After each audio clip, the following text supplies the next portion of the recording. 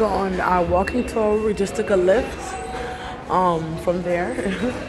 So this is where we're gonna get off right now. I think it's called Tower, not I think. It's called Tower Hall. So I guess we're gonna go to the other tower. Now I guess, I wanna say this is near London Bridge, but honestly, I'm not sure. But I clip these clips together and you'll see our tour. Later, guys. First tour, and the first funny thing is I did the tours with the same company for today anyway, not for yesterday. Guys, I had to go to the bathroom. This is at a hotel.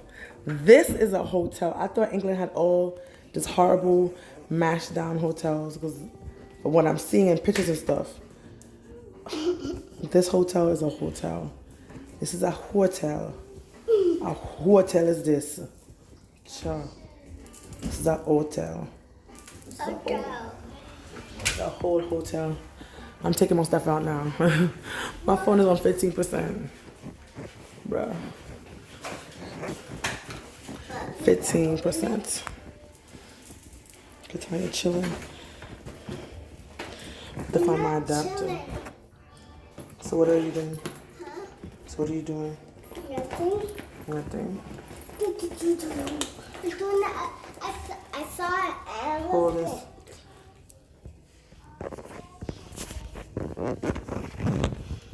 Hi guys, mommy.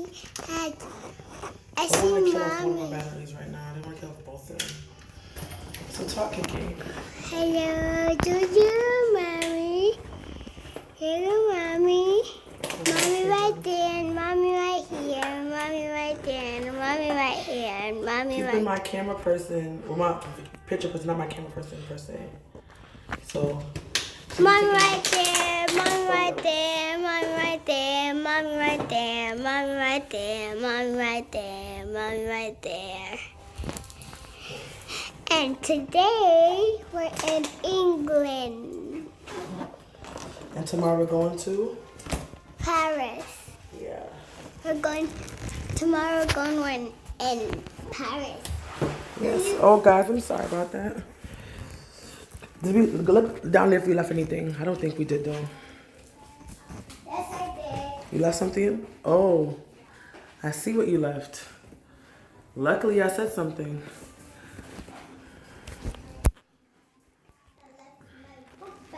Exactly.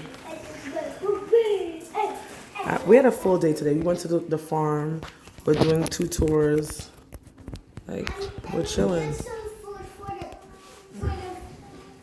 Look at the bathrooms in here. Ooh. I didn't see this one. I didn't go in this one. It's a nice one. I had to use a regular bathroom. That's what I used to. Let's go to Catania. Yeah, baby bathroom. So, thank you. Go, baby. When I first came in here, I was confused because it didn't say bathroom. Not at all. It just showed me that when you're in England, when you're in Rome, do what the Romans do. Shh, shh, shh. This is a classy place. Look at this. Look at that. Look at that. Look at that. This is real. This is real. It's a real hotel. It's a real hotel. I like it. Sorry. It's nice. Next week. And they speaking French. Oh my God, oui. Comment ça fait tout? Je m'appelle. Because I took my home. Hello. Yeah, I really had no hope in the house. I was like, I never come back to England again. The hotels look horrible. Guys, we're on our way to our tour right now. Strawberry Tours, I think it is called. If you Google it, if you're in, I guess, the UK probably. I don't know if it's everywhere in the world, but yes, guys, it's a 2-hour tour. We're going to see some probably, we're seeing Roman ruins right now. I'm ready for the tour. I'm ready. Yes. Yes, his name is Matthew, our tour guide. I mean, Harry Potter without the dark hair, because he wears glasses. But yeah, Later, guys. And quite simply today, we're doing the most exciting and the most stunningly visual bit of London. So what we're going to be doing, principally, is exploring the river that gave birth to the city, that sustained it and made it worth controlling as well. So what we're going to do is we'll first talk about these ancient Roman ruins and who built this city in the first place, the Romans. We'll then go across the stunning Tower Bridge, where we'll learn all about the very impressive architecture of this world-famous icon, and then we'll go and see it from the other side of the river. Now from there we're going to see the stunning views of the skyline in the City of London, talk about the skyscrapers, the modern financial district, the Tower of London, some good executions, some murder and torture, and then we're going to head into some of my favourite bits of London, and that is the old back streets of what used to be the trading hub of the city. So we're going to see old pirate ships, we're going to see Borough Market, the over 1,000-year-old market still running, and also the Shard, the tallest building in all of Europe as well. Yes. Anyway, as we go through that, we'll go to our very final stop of the Globe Theatre, which of course is the greatest theatre from the greatest playwright ever, and that'll be in about 2 hours' time. So that's sort of an overview and lots of hidden spots in between we're doing as well.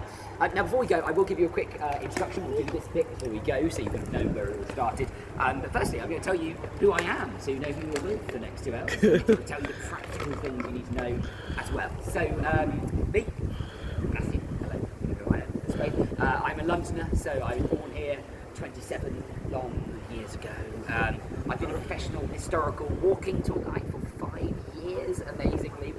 I found out why London Bridge definitely has fallen down a couple of times. It has been rebuilt. Huh? Just clarify, so the other version of the story Yes. is much less romantic and just comes from a time when, in the 17th century, so later on, the construction of London Bridge was just a bit shoddy. Yeah. And the bridge was quite literally falling down through misrepair. Oh, dag. Oh my God, it's raining. Well, drizzling, as London does. Yeah, it'll spit a bit and then it will stop, don't worry. It's not gonna be a big one. But yes, apparently London Bridge, as he told you that the first one, the first one he told me is that they had a fire and it took down like 80% of the population or the airspace of London. So yeah, that's what that was happening. So it took down part of the bridge, and that's why the London Bridge is falling down, guys. Oh my gosh. Put in your jacket, your rain jacket. It's gonna be in the rain. You're living it up. We're walking over this, guys. Yes. See, it is stopped yet. I think it's gonna become pieces of architecture, right? A kind of dreamy piece that's there. I don't know if people just say ambitious about something so uniquely odd in some ways, and that's kind of why it becomes so iconic. Okay, but also nice to know, when it was first built, not quite so attractive, all of the metal was originally brown when they first built it. Can you imagine that? And it was only when our Queen was on the throne for 25 years, in the 1970s, we painted the colours of the Union Jack, the flag of the United Kingdom. Tell me you're killing me. Now from here on, we're going to see why it's even called Tower Bridge in the first place. And this is all because of that building over here, this stunning fortress beside the river. And this building here is one of the most famous buildings in the world. It's a World Heritage Site, and it's hugely significant, again, about controlling the river just over here. Now, this fortress, briefly what you're looking at, is a tower in the middle that originally gives the name the Tower of London. And around it, there's actually 3 levels in total, 2 additional rings of castellations and fortress that this building. Right. Well, that wasn't built by the Romans. That was built 1,000 years after the Romans were first here by a completely different invader. And in fact, there is this other invasion which makes London the way it is today. Happened in the year 1066, which might mean something to you already. So basically, in the year 1066, someone from modern-day France, which was originally Normandy back then, invaded, called William the Conqueror. Now, William the Conqueror invaded across the English Channel. He defeats it as a famous battle called the Battle of Hastings. Walking. Our person lost his umbrella, so it's not red. It's his regular umbrella. It's fine.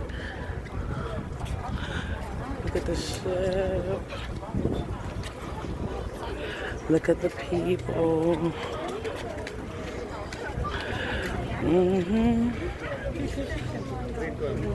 You want fish and chips? Ooh.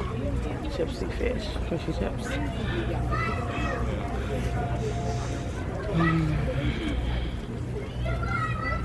It's because the ships would come up and stop inside it. There's needed space for their enormous masts, and they'd unload everything out into 2 enormous warehouses on this side.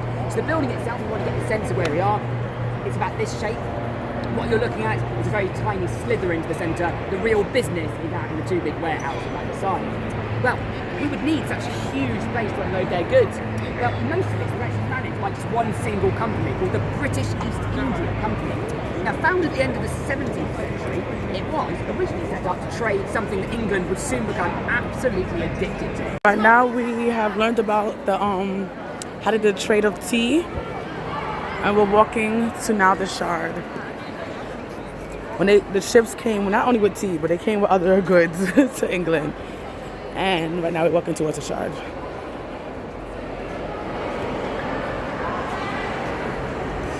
Okay, guys. There's a phone booth, yeah. And then this will be a platform to unload it. So just so you get a sense.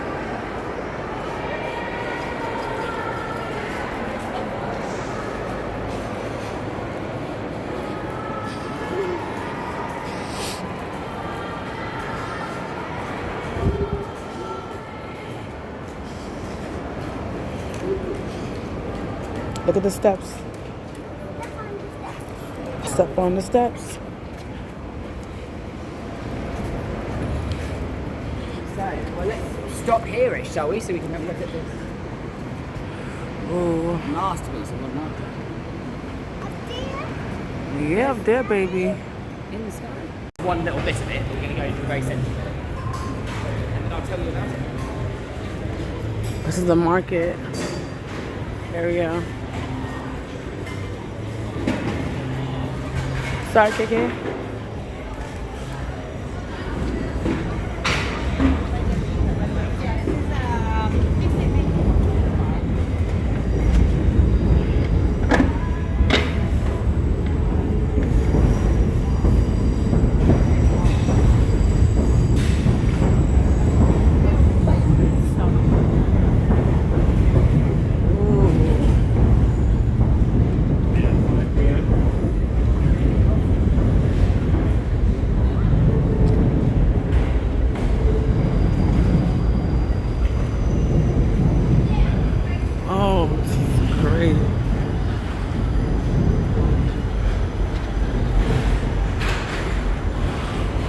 Come, baby. Yeah, I think it's like 10 feet like that. Back up again. So, right, yeah, it's great. So, let's just kind of duck in a minute, guys. Sorry. For a moment.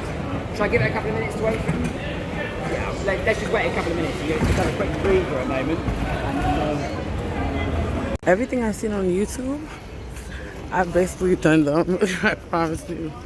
I didn't even know this was a part of the ship. I mean, part of the tour. I just went on it and hopefully it was going to be good. Yeah, KK.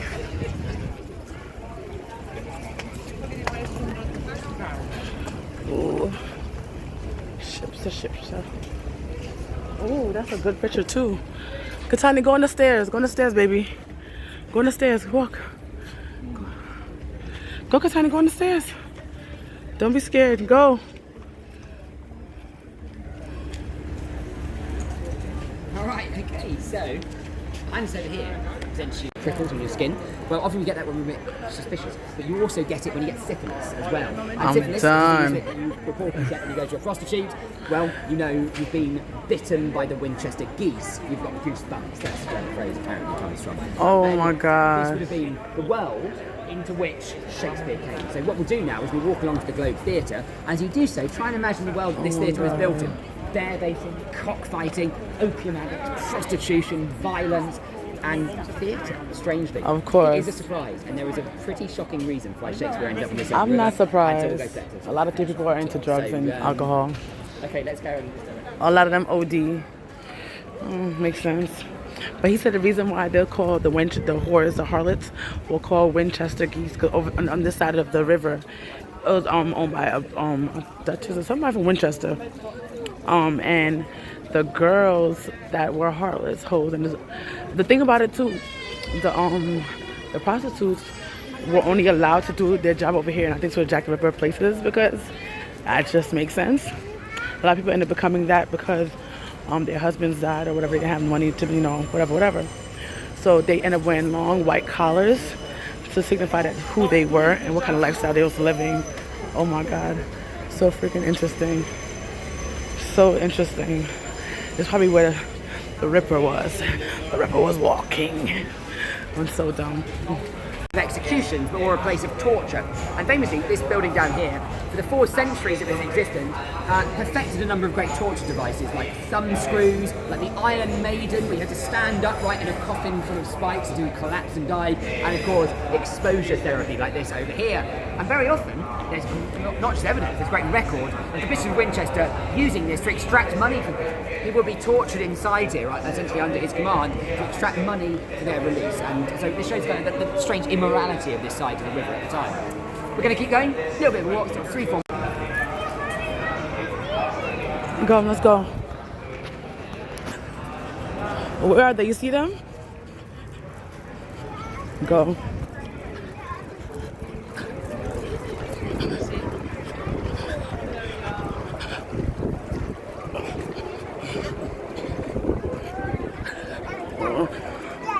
Kind of sphere, like a hole inside there. Now, if you do go inside the globe, any of you been in there? No. This is what you'll find, right? The stage juts out into the middle. There's a completely open roof, so when it rains on you, and there's seats in 3 different layers going up around the outside. And down below is where the groundling stands. They're so known. Now, if they get really cheap tickets to go in there, back in the time it was built, you'd have had all the kind of great unwashed inside there. The poor people would go inside, but alongside all other bits of society as well. Right up to sometimes the Queen herself would be sitting up Britannia, on the top, looking down at the I stage. don't want you while the going most falling lowly into the peasants water. were there, only a few metres away from her. So the globe as well, in that sense, was like you had the whole of society inside there as well. But as we see, I think there's another layer of meaning as well. So firstly, what's theatre actually like in the globe?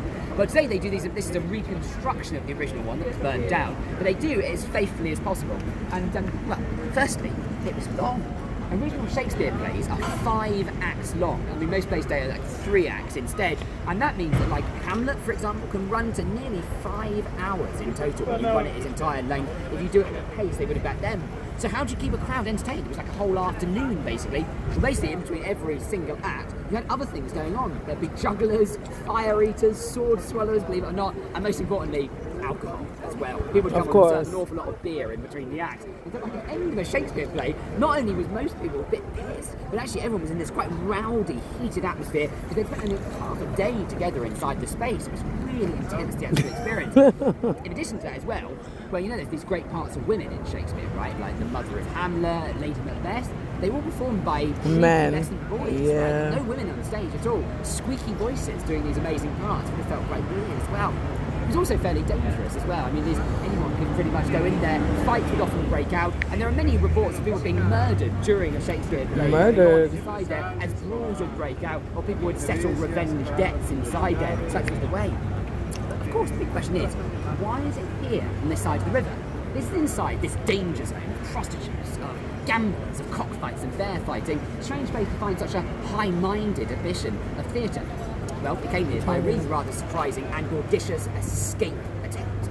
Now, Shakespeare's original life story, similar to Francis Drake, was he was born the lowly son of a farmer. He came to London, like many actors still do today, to try and find their fortune, right? And to begin with, it didn't look like it was going very well for Shakespeare. His first ever play, which he wrote, put on by his group of friends, basically, called the Chamberlain's Men, the Lord Chamberlain's Men, I think I heard about absolutely that. ridiculed by most writers at the time. One Theatre Critics review, we still have, said it was presumptuous of a lowly actor to think he could write a play. That was his thing about it. So Shakespeare could have given up very easily. Now, to begin with, they got some money together and built a theatre. The original theatre was on this side.